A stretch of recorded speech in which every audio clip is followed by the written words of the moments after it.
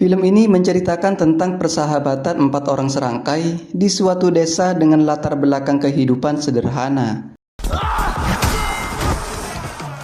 Layaknya sekelompok gangster, mereka mendapatkan misi dari seorang bos mafia kriminal untuk merampok uang hasil korupsi.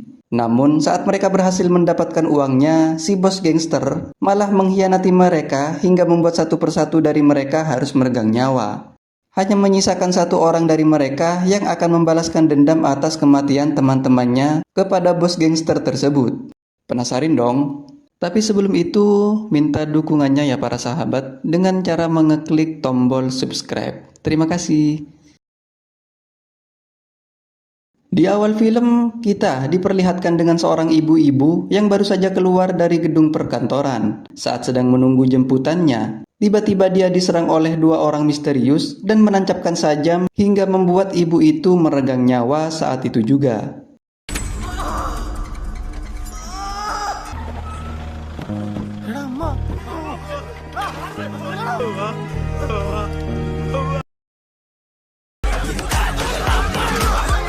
Scene lalu berganti pada kelompok anak muda berandal yang terlihat sedang mengacak-ngacak sebuah bank perkantoran. Karena terus dikejar oleh banyaknya polisi, mereka lalu pergi ke kebun pisang agar bisa lolos dari kejaran polisi itu.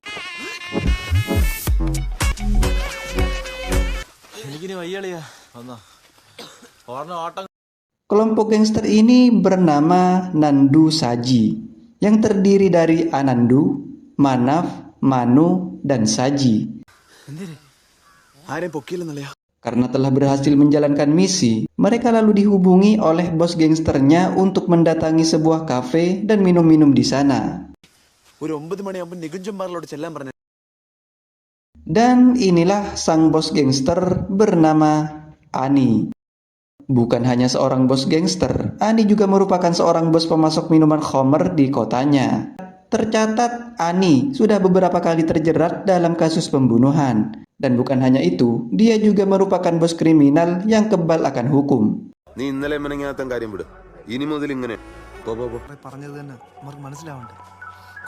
Para anak muda berandal ini dikenalkan oleh seorang ketua geng bernama Anna.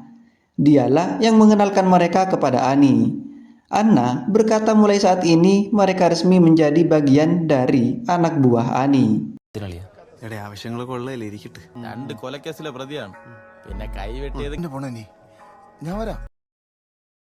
Sepulangnya dari kafe, Ani terlihat menemui seorang wanita yang merupakan orang penting dalam menjalankan semua rencananya. Namanya adalah Ceci. Dialah orang yang memfasilitasi sekaligus pemberi informasi dalam menjalankan misinya. Mereka berdua saling bekerja sama untuk mendapatkan cuan banyak dari proyek yang sedang mereka rencanakan. Ani diperingatkan untuk segera melakukan sesuatu karena proyek tambang yang sedang mereka bangun didemo oleh masyarakat. Keesokan harinya, Ani mendatangi proyek tambangnya dengan ditemani geng Nandu Saji. Di sana, dia ditunggu oleh orang-orang yang mewakilkan masyarakat untuk menghentikan proyek pembangunan tambangnya.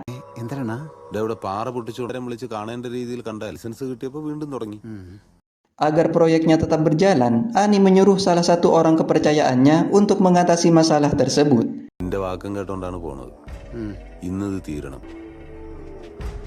Namun, saat ia akan pulang, terlihat warga sekitar sedang menuju ke arahnya. Di situ, warga mengeluh dan memohon kepada Ani untuk menghentikan proyeknya, karena proyeknya itu membuat warga sekitar kekurangan pasokan air bersih.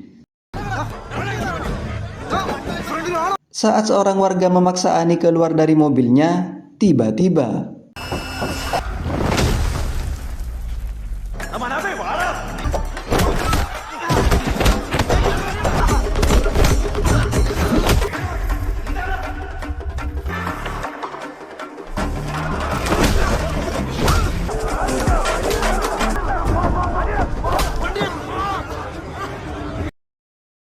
akibat kekacauan yang terjadi, Ceci mendatangi Ani dan mengatakan bahwa para warga melakukan demo besar-besaran dan berjanji akan menangkap Ani secepatnya. Oleh karena itu, Ceci menyuruh Ani untuk bersembunyi selama beberapa hari.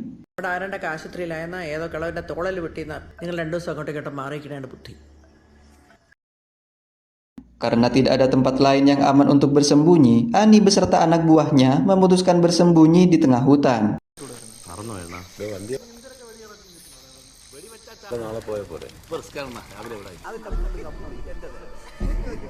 Namun siapa sangka, keesokan harinya ternyata masyarakat sudah mengetahui tempat persembunyian mereka. Dan kini beberapa polisi yang ditugaskan sudah bersiap untuk menangkap mereka.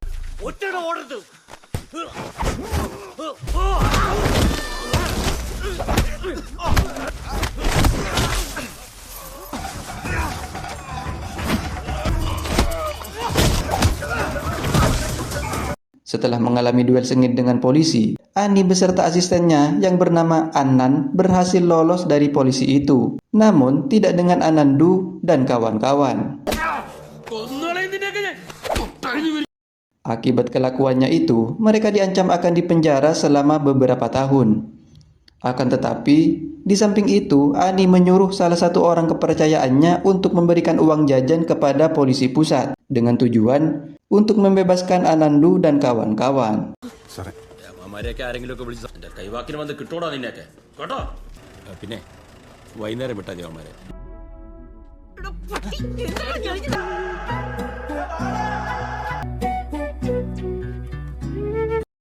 Setelah kebebasannya, mereka disuruh oleh Ani untuk berpesta di sebuah bar miliknya.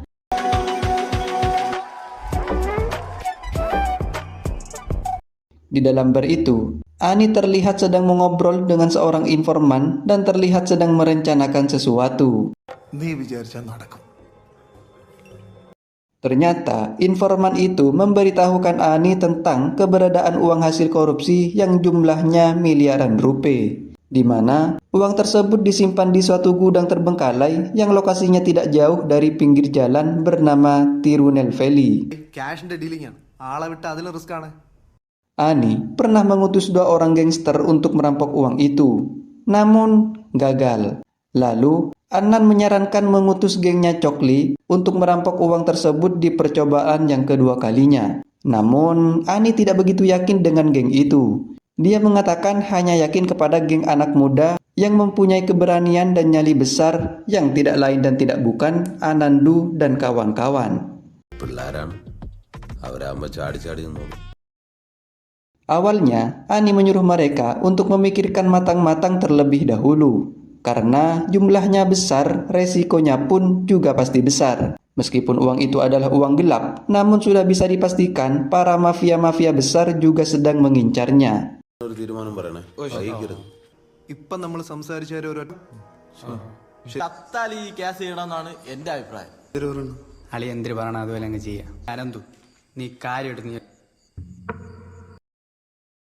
Keesokan harinya, mereka datang menemui Ani dan mengatakan bahwa mereka menyetujui untuk menjalankan misi. Namun sebelum itu, mereka meminta alamat tempat tinggal 2 orang yang gagal di percobaan pertama, dengan maksud akan menanyakan alasan mengapa mereka gagal dan keamanan seperti apa yang ada di gudang tempat uang itu berada. Setelah itu, Ani menelpon geng Chokli dan menanyakan apakah geng Anandu Saji menghubungi mereka. Hal itu dilakukan untuk memastikan bahwa tidak ada satu orang pun yang tahu tentang misi tersebut. Setelah mendapatkan informasi, di keesokan harinya mereka langsung mencari keberadaan rumah 2 orang itu. Di mana 2 orang itu merupakan kakak beradik bernama Malar Vendan dan Citra Rasu. Di situ Anandu menjelaskan maksud dan tujuannya menemui mereka.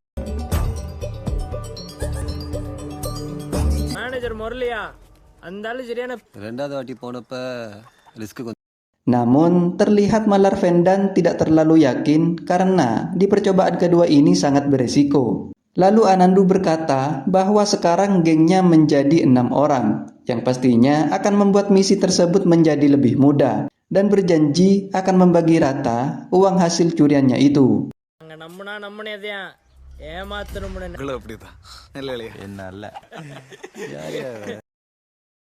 Setelah beberapa hari, mereka kembali bertemu untuk menyusun rencana, di mana Malar Vendan menyarankan untuk masuk menyusuri hutan dan melompati pagar untuk bisa masuk ke dalam area gudang tersebut. Karena jika melalui jalan raya persimpangan, maka mereka akan mudah terdeteksi karena terdapat banyak CCTV di area itu. Sebelum menjalankan misi, tak lupa mereka mempersiapkan tas ransel untuk dibawa masing-masing dari mereka, sembari berkumpul dan memantapkan niat untuk misi yang akan segera mereka mulai. Dan tibalah saatnya mereka menjalankan misi.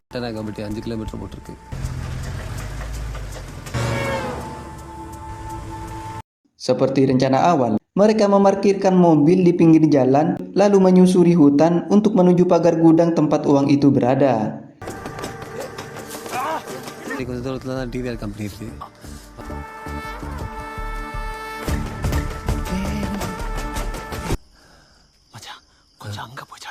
Setelah mereka tiba di depan pagar, Anandu menjadi orang pertama yang menaiki pagar itu. Namun sayangnya, di dalam terlihat 3 orang yang sedang berbicara. Dan ternyata salah satu dari 3 orang tersebut merupakan pemilik gudang tempat tersimpannya uang gelap itu.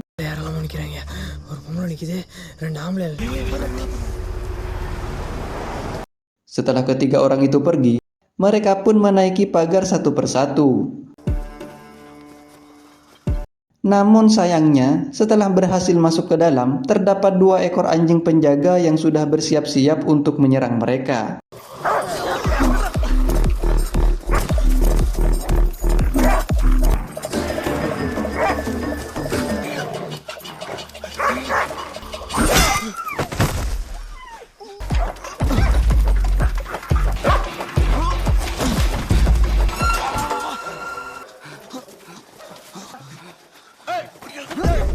Setelah berhasil mengatasi 2 ekor anjing penjaga dan 1 orang satpam, kini saatnya mereka membuka gudang tempat uang itu berada.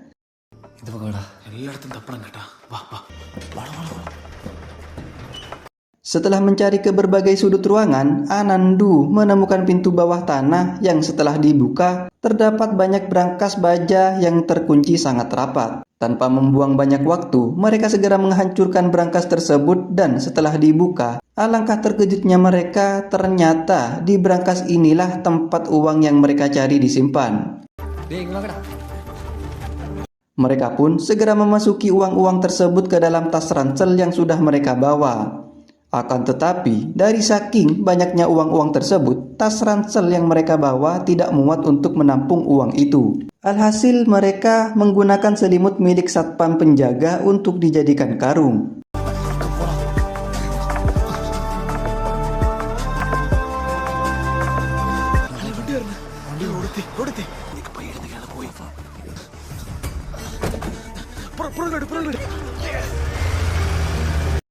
Hingga pada akhirnya, mereka berhasil membawa kabur uang hasil curiannya itu.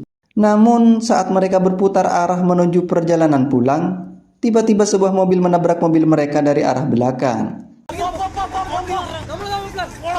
Entah siapakah orang-orang itu dan dapat info dari mana tentang aksi perampokan mereka.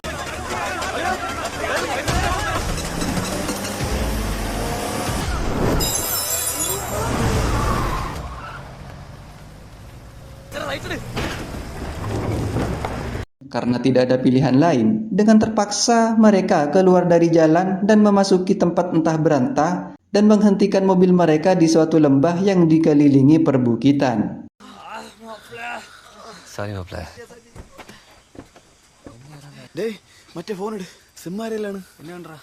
Dengan segera, Anandu menelpon Ani, menyuruhnya untuk segera menyusul mereka.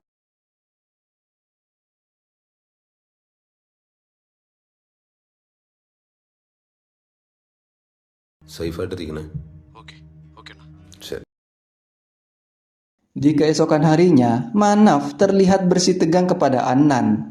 Dia menolak jika pembagian uangnya ditentukan oleh Ceci. Dia meminta agar pembagian uangnya disamaratakan karena merekalah yang bersusah payah untuk mendapatkan uang itu. Akan tetapi, di sini Ani berkata bahwa orang yang memberi informasi tentang uang itu adalah Ceci. Dan bukan hanya mereka, ada beberapa orang di balik uang gelap tersebut yang juga harus mendapatkannya. Dan untuk sementara waktu, Ani memberikan sedikit dari uang hasil curiannya untuk mereka bisa bersenang-senang. இதெல்லாம் கல்யாணத்துக்கு வச்சிருக்காங்க ஐயா. നമുക്ക് വയ്ക്കണം ഇതുപോലെ ഒരു flux photo எடுத்து விடியா அண்ணனுக்கு. உங்க எடுத்துட்டு போனல 2000 note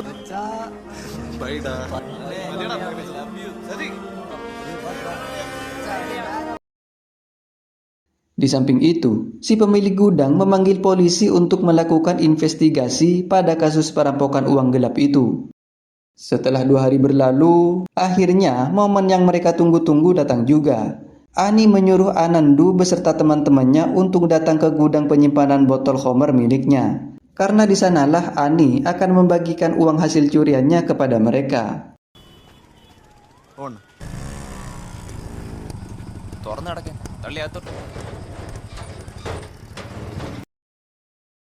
Entah apa yang direncanakan Ani dan Ceci, di dalam gudang terdapat beberapa orang yang sudah menunggu kedatangan Anandu dan kawan-kawan.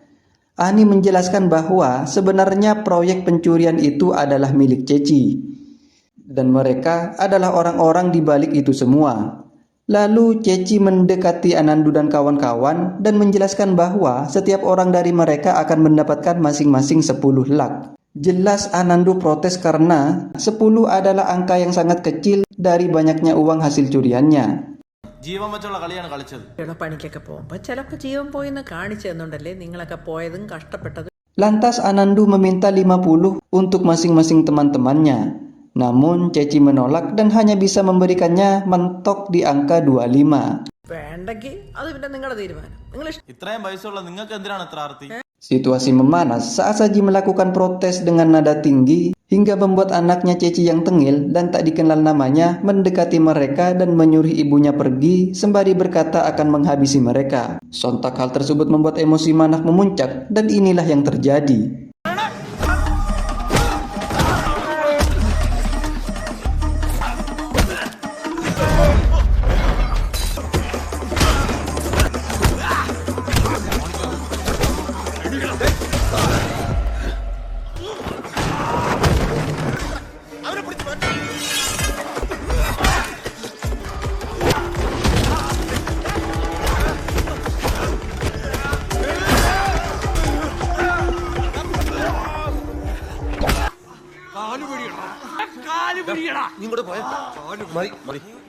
എണീക്കടാ കാണിക്കണ ഞാൻ വിളിച്ചോളാം അനന്ത് വിളിച്ചോളാം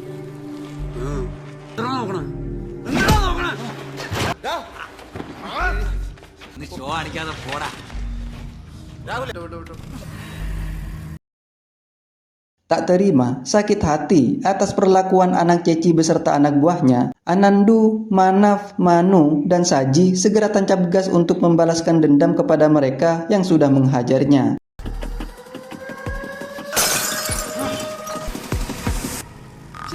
Tak perlu waktu lama, mereka berpapasan dengan si Tengil beserta anak buahnya dan kita akan diperlihatkan bahwa mereka telah salah memilih lawan.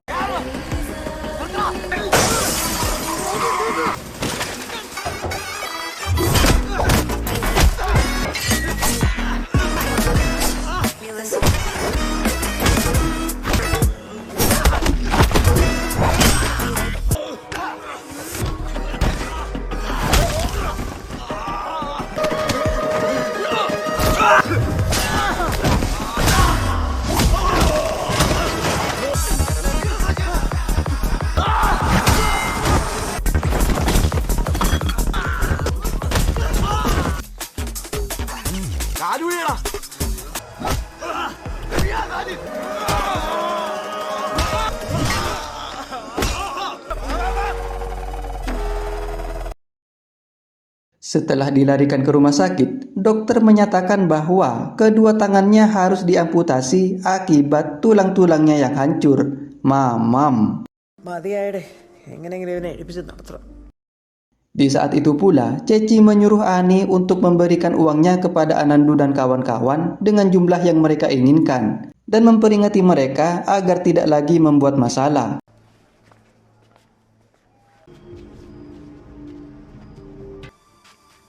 നിങ്ങൾ എന്തേടെ ചേച്ചി തരാന്ന് പറഞ്ഞിട്ടുണ്ട്.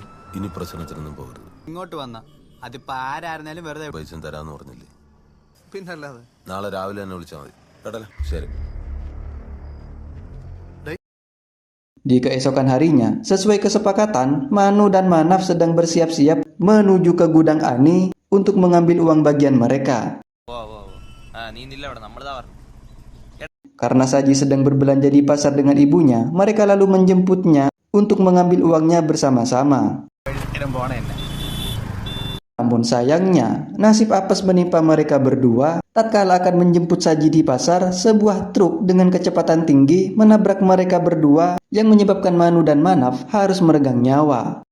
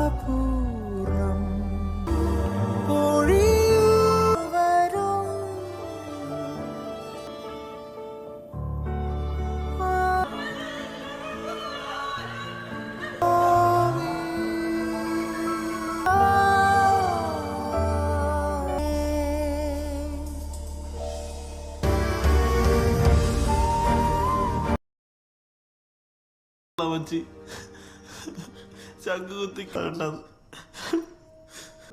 போயிடலாம் மாப்பிள்ள, நம்ம காசுக்காகடா மாப்பிள்ள.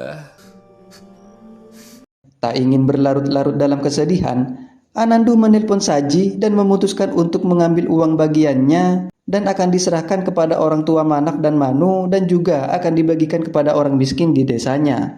ആദ്യം അവന്മാരെ കൊണ്ട് കൊടുക്കണം. അത്രയ്ക്കും പാവപ്പെട്ടവന്മാരാണ് അവന്മാര്.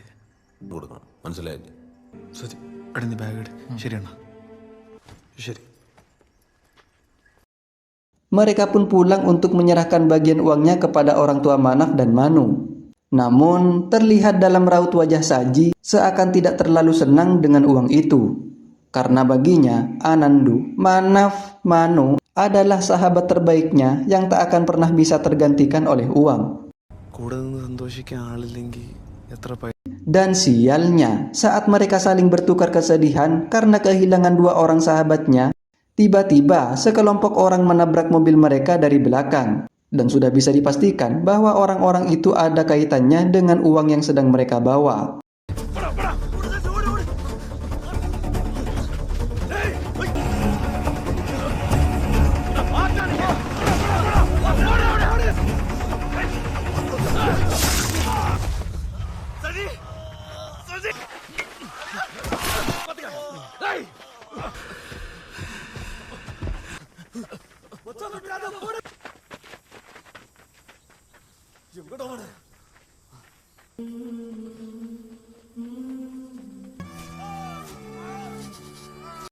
Beruntungnya, Anandu bisa selamat dari orang-orang itu. Namun sayangnya tidak dengan Saji.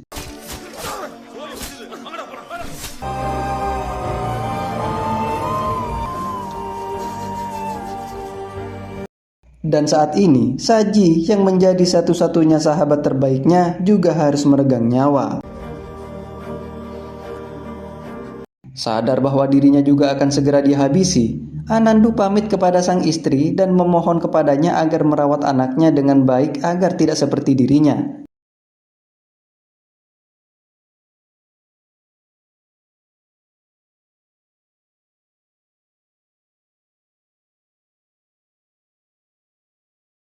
Pasrah dengan apa yang akan terjadi pada dirinya, kali ini Anandu rela kehilangan nyawanya demi mencari tahu dan mengungkap siapa dalang atau otak di balik kematian teman-temannya. Dimulai dengan mendatangi Anan, karena Anandu yakin dia mengetahui informasi karena dialah yang mengenalkan dunia kriminal kepada teman-temannya itu. Ananthu, Saat Anandu mengancam akan menghabisinya, betapa terkejutnya dia bahwa orang-orang yang ada di balik itu semua adalah Ani, dan otak di balik kematian teman-temannya tidak lain dan tidak bukan adalah Ceci. നേരെ മധുരയിലോട്ട്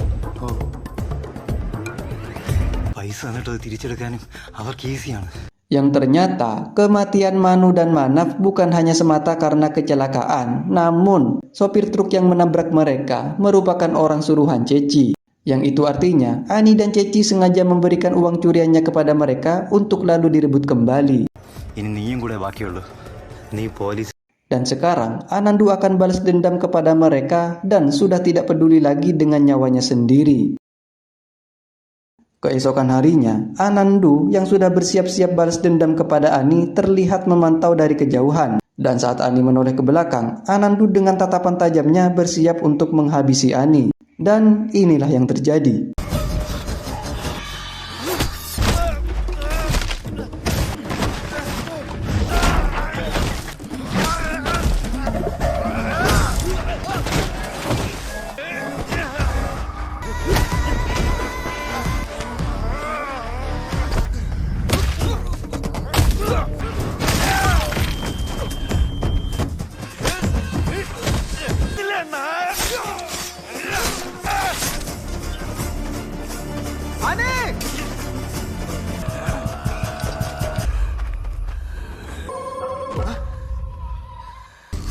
എന്നെ ഒന്നും ചെയ്യല്ലേ.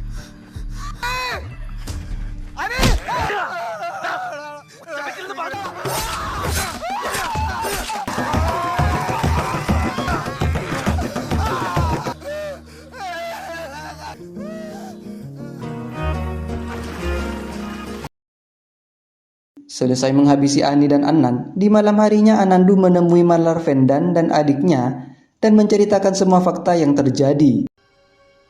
ஃப்ரெண்ட்ஸ் எல்லாம் அப்படியே இருக்கட்டும் போட்டா என்னடா பேசிக்கிட்டு இருக்க மாப்ள? கிளம்ப மறக்கூடாடியா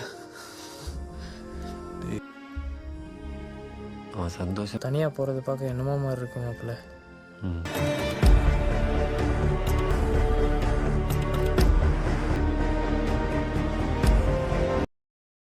Hingga tiba saatnya Anandu akan menghabisi Ceci. Ceci yang terlihat sedang nge-gym sudah dipantau oleh Anandu yang sudah bersiap untuk menghabisinya. Setelah selesai dari gymnya, Ceci segera masuk ke dalam mobilnya dan inilah saat yang tepat untuk Anandu membalaskan dendamnya. Dan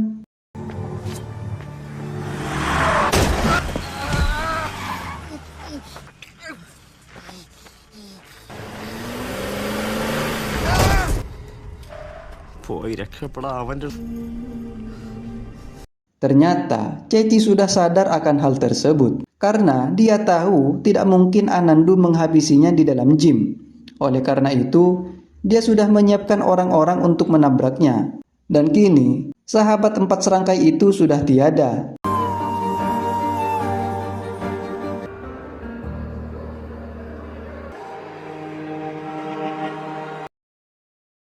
Lalu scene berganti dan kita akan dibawa ke awal film saat ada seorang ibu-ibu yang sedang keluar dari gedung perkantoran yang ternyata itu adalah Ceci. Di mana saat dia sedang menunggu jemputannya, tiba-tiba muncul 2 orang misterius yang langsung menusuknya hingga meninggal. Di mana 2 orang misterius itu tidak lain dan tidak bukan adalah Malarvendan dan adiknya.